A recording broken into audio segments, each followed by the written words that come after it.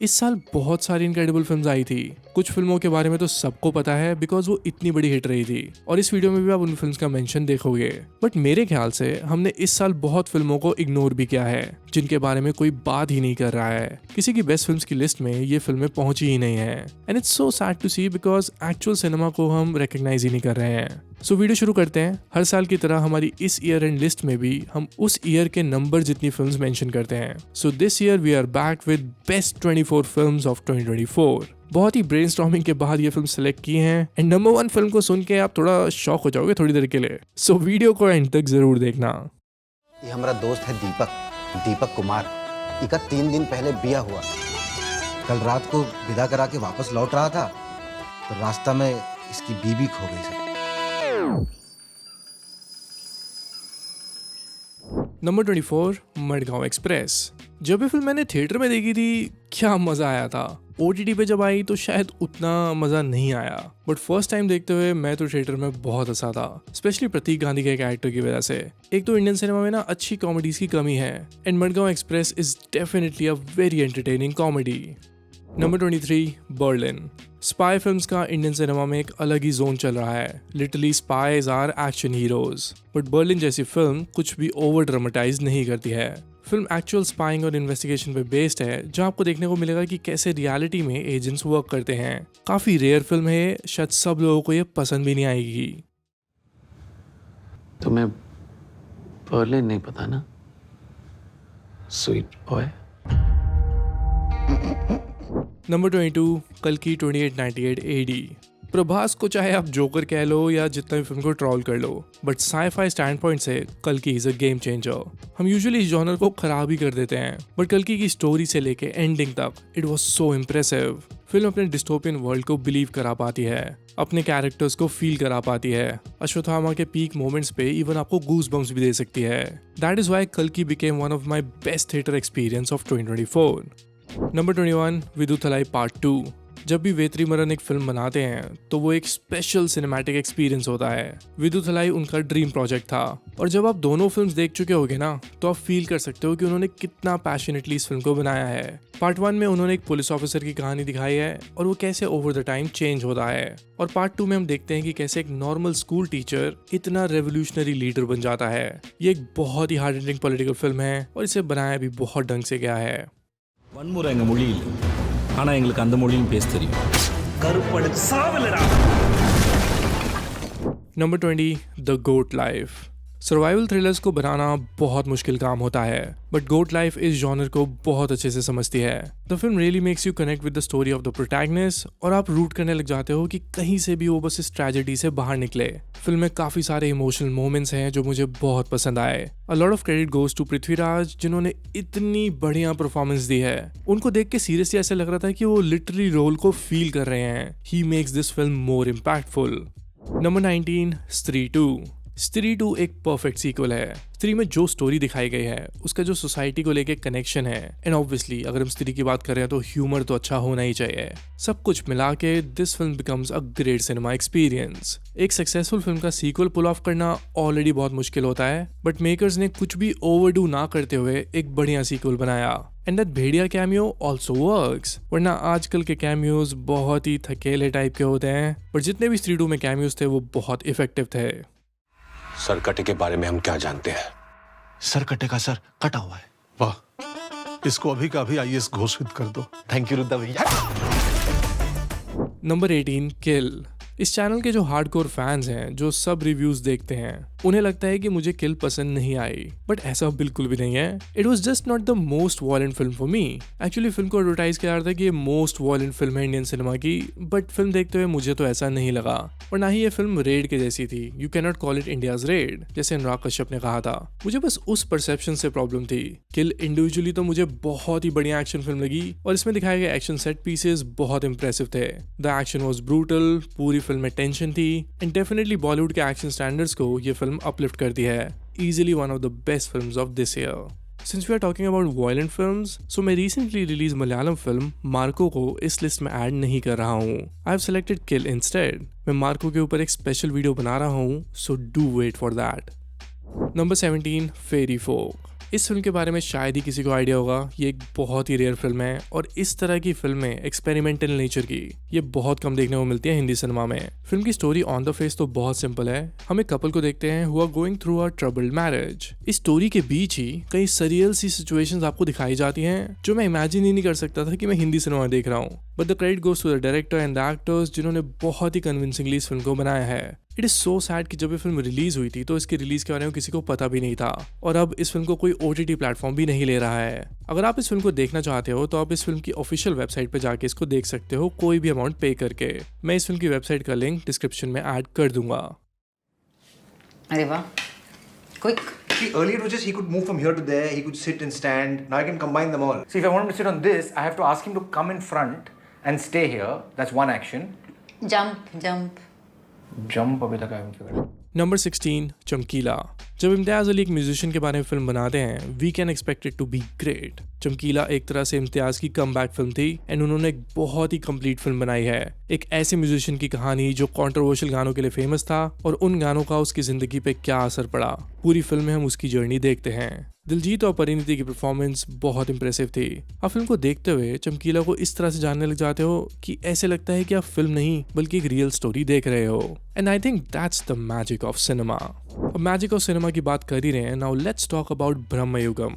हम आए दिन कहते रहते हैं कि इंडियन सिनेमा में ओरिजिनल स्टोरीज नहीं बन रही हैं, but when you will watch a film like Brahmayugam it will make you realise कि हम कितनी डेप्थ में फिल्मों को बना सकते हैं। जिस तरह का वर्ल्ड इस फिल्म में दिखाया जाता है वो बहुत ही अलग लेवल की स्टोरी टेलिंग थी। इसके ऊपर से ममूदी जी की एक्टिंग माइंड ब्लोइंग। इस एज में वो किस तरह के कैरेक्टर्स प्ले कर रहे हैं, I am seriously surprised. Film में ट्विस्ट एंड टर्न्स हैं, क्लाइमैक्स है और एक बहुत ही बढ़िया फोक टेल हॉरर फिल्म है। सिनेफाइल्स को तो ये और भी ज्यादा पसंद आएगी। Number 14 LSD2। मेरे ओपिनियन में ये एक अहेड ऑफ टाइम फिल्म है और मुझे ऐसा लगता है कि जो मेन स्ट्रीम ऑडियंस है वो सिनेमा को अभी एक ही सेंसिबिलिटी के साथ देख रही है। उन्हें LSD2 जैसी फिल्म पसंद ही नहीं आएगी। मैं ये नहीं कह रहा हूँ कि LSD2 कोई मास्टरपीस है, but it's such a relevant film of a time. कैसे सोशल मीडिया की वजह से हम सेल आउट बन चुके हैं और हम कितनी फेक लाइफ जी रहे हैं दूसरों के सामने बस वैलिडेशन के लिए। LSD2 डिजिटल एज की एक डार्क स्टोरी दिखाती है and it also talks about how the future can be so dreadful. अगर आपको विक्रमादित्य मोटवानी की कंट्रोल पसंद आई थी then LSD2 is 2 level up. ये मेरी पर्सनल फेवरेट फिल्म्स में से एक है इस साल की and I am always going to defend this film. Can you love Prakash? माँ, आपके आने के बाद पहली बार हम 11.4 क्रॉस किए हैं। Number 13 I want to talk. Shoojit Sircar ने आज तक आई थिंक कोई भी खराब फिल्म नहीं बनाई है and I want to talk से ही जस्ट प्रूव्स अगेन कि वो कितने बढ़िया डायरेक्टर हैं। This film is about not giving up on life. एक ऐसी कहानी जो एक मरते हुए इंसान को जीने की स्पिरिट दिखाती है। I was so impressed to see कि कैसे फिल्म सैडनेस को पिंच ऑफ कॉमेडी के साथ टैकल करती है। बॉक्स ऑफिस पे तो ये फिल्म फ्लॉप हुई थी बट प्लीज इसे OTT पे तो जरूर देखना, it's definitely worth your time. Number 12 Girls Will Be Girls। देखो, we rarely make good films about intimacy, especially around our teenage. Basically first love की feelings, infatuation, physical attraction, ये सब कुछ। Girls Will Be Girls is a film about a teenager who falls in love with this guy in school and then something just goes off। Film starting में बहुत straight forward लगेगी, slow लगेगी, but 30-40 minutes के बाद film में इतनी tension बढ़ जाती है कि आप हैरान हो जाते हो कि हमने इस तरह के नैरेटिव्स पे फिल्म क्यों नहीं बनाई है। What I really loved about this film was कि इस फिल्म में फीमेल पर्सपेक्टिव को भी दिखाया गया है। It's not a film made out of male gaze. और ये बहुत ही बड़ा प्रॉब्लम है इंडियन सिनेमा में कि हम आदमी के पॉइंट ऑफ व्यू से औरतों को दिखाते हैं। And sometimes when a woman makes film around women, I think उन फिल्मों को देखने में एक अलग एक्सपीरियंस रहता है और काफी ऑनेस्ट भी। ये फिल्म मैं सबको रिकमेंड नहीं करूंगा, it's only for the matured audience. Don't you think it's weird? Tell me the truth. No bullshit.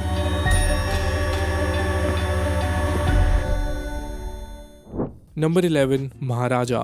ये एक बहुत ही अलग तरह की रिवेंज फिल्म थी और इसका क्लाइमैक्स ना आपको शॉक कर देगा। If you have seen films like Incendies and Oldboy then Maharaja will definitely interest you more कि इंडियन फिल्म सेटिंग में इस तरह के फिल्म नैरेटिव्स को कैसे बनाया जा सकता है।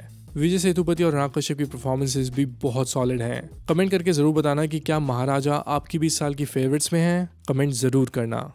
जैसे तेरा सर काटा है वैसे उसका भी काट दूंगा।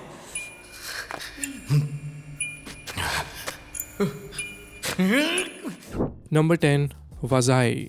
मारी सेल्वराज इस टाइम पे तमिल सिनेमा के सबसे इंटरेस्टिंग डायरेक्टर्स में से एक हैं। उनकी फिल्में इतनी लेयर्ड होती हैं कि जितनी बार भी आप उनकी फिल्मों को देखते हो कुछ नया समझ आता है। उनकी फिल्म वज़ाई उनकी पर्सनल लाइफ से बहुत इंस्पायर्ड है। मुझे इस फिल्म को देखते हुए ईरानियन फिल्म मेकर्स की वो क्लासिक फिल्म्स याद आ गई जहाँ पे वो एक चाइल्ड प्रोटैगनिस्ट को लेके सोसाइटी के सीरियस इश्यूज को दिखाते थे। वज़ाई एक बहुत ही रियल फिल्म है और जब आप इसको देखोगे तो आप खुद इससे बहुत रिलेट करोगे। फिल्म में एक क्लाइमैक्स भी आता है जो मैं बिल्कुल एक्सपेक्ट ही नहीं कर रहा था। This is definitely one of the most surprising films of this year. शुक्र है मैंने देख ली। एक तरह की हिडन जेम फिल्म है।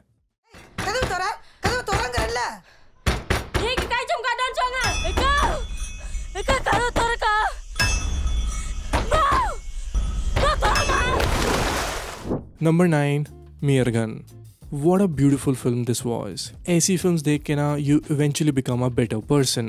स्टोरी है एक आदमी की जो अपने पुराने गांव या अपने पुराने शहर वापस जाता है बहुत सालों के बाद। अब वापस जाके वो एक नॉस्टैल्जिया ट्रिप बन जाती है। The way people recall him, वो पुरानी मेमोरीज, वो पुराने गिल्ड्स जिसकी वजह से शहर उसे छोड़ना पड़ा था।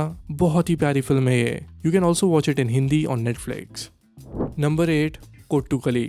बहुत टाइम बाद मैंने इंडियन सिनेमा में एक बहुत ही रियलिस्टिक रोड मूवी देखी है। फिल्म की स्टोरी में we see 2 people in love, but problem है उनकी डिफरेंट कास्ट का होना। ये उन दोनों के रिलेशनशिप के बीच एक बड़ा कॉन्फ्लिक्ट है। जिस एंगल से हमें ये फिल्म दिखाई जाती है वो काफी यूनिक है। इस फिल्म की पेसिंग थोड़ी स्लो होगी जो शायद बहुत लोगों को अच्छी ना लगे। अगर आपने वर्ल्ड सिनेमा की क्लासिक फिल्म्स देखी हैं लाइक द 400 ब्लोज, तो उसी तरह की थीम्स पे इस फिल्म को भी बनाया गया है। It's truly one of the best films of this year. Number 7 पे जो फिल्म है उसका मैं नाम शायद ढंग से प्रोनाउंस ना कर पाऊँ। It's spelled as Ullujuku but it's called as Ulluruku. मेरे टीममेट्स के वॉइस नोट्स भी आप सुन सकते हो। उल्लुरुकु उल्लुरुक्के उल्लुरुक्के। एनीवे ये तो थोड़ा हंसी मजाक हो गया, बट ऑनेस्टली ये फिल्म बहुत टेंस थी। One of the most tense dramas release in 2024। Film की स्टोरी में हम एक फैमिली को देखते हैं जहाँ पे एक हस्बैंड, वाइफ और एक मदर है। हस्बैंड की डेथ हो जाती है, अब उसको क्रिमेट करना है पर वहाँ पे बाढ़ आ चुकी है, कोई रास्ता ही नहीं है वहाँ से निकलने का। उसी टेंस माहौल में जब एक मरी हुई लाश घर पे पड़ी है, then there are secrets which are revealed. ये फिल्म मेकिंग स्टैंड पॉइंट से, screen writing wise, acting wise, it's 10 on 10। अगर आपको सीरियस ड्रामा फिल्म्स देखना पसंद है then I highly recommend you to watch it.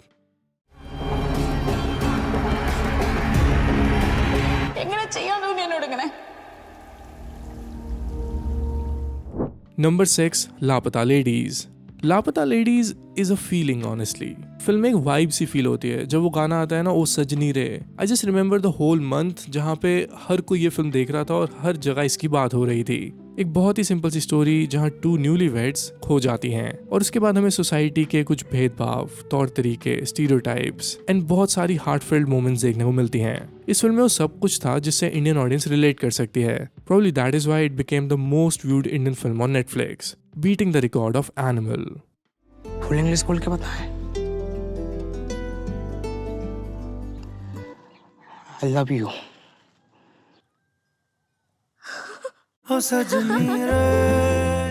Number 5, Avesham. I honestly miss mass films for being so much fun. Usually जो mass cinema है वो killings और action के around है, but Avesham introduced something fresh in the genre. ये एक अलग ही तरह की फिल्म थी जिसको जितनी बार देखो you're gonna enjoy it. Fahad Fazil has acted so brilliantly as Ranga. ये एक गैंगस्टर है जिसकी दोस्ती होती है कुछ कॉलेज स्टूडेंट से और वो दोस्ती उसकी लाइफ का सबसे इंपॉर्टेंट पार्ट बन जाती है। This is a film that I will highly recommend you to watch it with your friends. And वैसे हम बहुत blessed हैं कि हम फहाद के एरा में जी रहे हैं where we are getting to see such great films by Fahad फाजिल। क्या कैरेक्टर पकड़ा था उन्होंने इस फिल्म में। Number 4, Manjummel boys. एक दोस्तों का ग्रुप घूमने जाता है और एक दोस्त गुफा के गड्ढे में गिर जाता है और उसे वो कैसे बचाएंगे, अब वो जिंदा है भी कि नहीं, सब कुछ बहुत थ्रिलिंग हो जाता है इस फिल्म में। Manjummel boys is a cinematic achievement in terms of how a survival film can be made. ना कोई अजीब लव स्टोरी, ना कोई अजीब से सब plots, just pure human emotions and the love of brotherhood. Manjummel boys एक बहुत ही स्टैंड आउट फिल्म है। उतरना बहुत रिस्की। तू होता तो क्या करता? तू नहीं उतरता तो मैं जाता। नंबर 3, आटम। ये एक ऐसी मलयालम फिल्म है जो 2023 में बहुत अवार्ड्स जीत चुकी थी और 2024 में इसको रिलीज किया गया इंडिया में। और इस फिल्म की स्टोरी ना आपको 12 एंग्री मैन की याद दिलाएगी। फिल्म में हम देखते हैं कि एक थिएटर ग्रुप है जहाँ पे एक ही फीमेल मेंबर है और 11 लड़के हैं। अब उस औरत के साथ कुछ ऐसा होता है जिसकी वजह से 11 के 11 मेंबर्स को इन्वेस्टिगेट किया जाएगा। मैं फिल्म का प्लॉट ज्यादा रिवील नहीं करूंगा, मैं बस ये कहूंगा कि पूरी फिल्म एक तरह से एक घर के अंदर सेट है जहाँ पे हम 11 लोगों को एक दूसरे से डिबेट करते हुए देखते हैं। It's basically like an emotional thriller जहाँ पे बहुत सारी कॉम्प्लेक्स सिचुएशंस को डायलॉग्स के थ्रू बताया जाता है। जिस तरह से फिल्म मेल हिपोक्रेसी को एक्सपोज करती है, this is something which will really get your attention. I highly recommend you to watch this film in my top 3 of this year. ഞാൻ എന്തൊക്കെ കള്ളത്തരം പറയണം? വേറെ ആരൊക്കെ ഇനി പേടിക്കണം? ഞാൻ എങ്ങനെ ഇനി അവരെ ഫേസ് ചെയ്യും? എന്തൊക്കെയോ പോലെ തോന്നുന്നു. Number 2, merry Christmas. ये फिल्म जनवरी में रिलीज हुई थी और अगर लास्ट ईयर क्रिसमस पे फिल्म रिलीज हो जाती ना तो भी ये मेरे टॉप 3 में जरूर होती। श्रीराम राघवन की मैरी क्रिसमस उनकी आई थिंक सबसे इम्प्रेसिव फिल्म है। ये बेसिकली पूरी एक रात की कहानी है जहाँ पे क्रिसमस नाइट है, 2 स्ट्रेंजर्स मिलते हैं और एक मर्डर होता है। अब वो मर्डर किसने किया है और क्यों किया है, this is a classic Christmas murder mystery. Shriram Raghavan की फिल्म मेकिंग इतनी सुपीरियर है कि अगर आप मैरी क्रिसमस को 20 साल बाद भी देखोगे ना, it will be still relevant. ये फिल्म बहुत ही सिंपल थी और बहुत ही सिनेमैटिक भी, और जिस तरह से फिल्म एंड होती है, classic Alfred Hitchcock stuff. I am sure कि आपने मैरी क्रिसमस देखी होगी, तो मुझे कमेंट करके जरूर बताना कि क्या आपकी 2024 की लिस्ट में मैरी क्रिसमस है या आप उसको भूल ही गए थे, और या फिर आपको फिल्म पसंद ही नहीं आई। That's just individual opinion. हम जिससे प्यार करते हैं वो मर जाए या हमारे लिए उसका प्यार मर जाए, मरते तो हम ही है ना। Now let's talk about the number 1 film, मेरी फेवरेट फिल्म 2024 की। थोड़े से ड्रम रोल्स लेके आओ। It is Singham Again. What? Shock कर दिया ना मैंने आपको बिल्कुल। I'm just joking obviously. मेरी फेवरेट फिल्म है इस साल की और टीम सोशल की नंबर 1 स्पॉट की फिल्म है All We Imagine Is Light। देखो, I am a huge fan of human dramas जो साइलेंसेस और इमोशंस पे बिल्ड होते हैं। मेरा ये मानना है कि एक अच्छी फिल्म आपको उसकी स्टोरी को फील करा देती है। आप उन कैरेक्टर्स की सिचुएशन को फील कर पाते हो, चाहे अपनी खुद की लाइफ में आपने वो सिचुएशंस कभी फेस ना की हो। All we imagine as light ये एस्पेक्ट बहुत अच्छे से आपको फील कराती है। 2 नर्सेस की कहानी दिखाई जाती है जो मुंबई में आउटसाइडर्स हैं, और फिल्म में हम उनके डे टू डे लाइफ के मोमेंट्स को देखते हैं। कौन कितना अपनी लाइफ को एक्सप्लोर कर रहा है या फिर कौन कितना लोनली है। इस फिल्म में कैरेक्टर्स बहुत ही रॉ तरीके से दिखाए जाते हैं, बेसिकली जैसे ह्यूमंस होते हैं, सिंपल। ये एक ऐसी फिल्म है जो मेन स्ट्रीम ऑडियंस को तो शायद पसंद नहीं आएगी, बिकॉज दे बिलीव कि फिल्मों को एंटरटेनमेंट के लिए या फिर अपनी टेंशन्स को दूर करने के लिए देखना चाहिए। ये फिल्म भी आपकी लाइफ में टेंशन दूर कर सकती है, बट इट्स जस्ट कि हमारा नजरिया ही उस तरह का नहीं है इन फिल्मों को देखने का। सो इंडिया में तो नहीं, बट वर्ल्ड सिनेमा के लेवल पे इसको हमारी बेस्ट फिल्म माना जा रहा है। जिस तरह से इस फिल्म ने इतने सारे इंटरनेशनल अवार्ड जीते हैं, it should have also gone for the Oscars, but sadly it didn't go as India's official entry. Even Cannes festival में फिल्म ने ग्रैंड प्री का अवार्ड जीता था, जो एक टाइम पे ओल्ड बॉय ने जीता था। सो जस्ट इमेजिन कि ये कितनी बड़ी अचीवमेंट है। इंडियन सिनेमा का स्टेटस पूरी दुनिया के सामने इस फिल्म ने अपलिफ्ट किया है। And to add cherry on the top, all we imagine is light is my favourite film of 2024। ആൾക്കാരെ നമുക്കറിയാം, പക്ഷെ നല്ലതാണ് വലിയ സമയമൊന്നും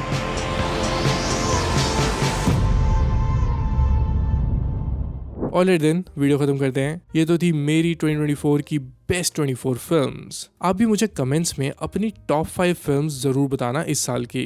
मैं सभी के कमेंट्स पढ़ूंगा। आई लव रीडिंग कि लोगों को कौन सी फिल्में सबसे ज़्यादा पसंद आई हैं। So please do drop your comments. इसके अलावा if you connect with my opinion, you can also follow my Instagram, Twitter and letterbox @vishal_in_cinema। यहाँ पे भी मैं सिनेमा की रिलेटेड चीजें पोस्ट करता रहता हूँ। So if you connect with my opinion, you can also follow me there. Alright then, I see you soon. Keep watching good films.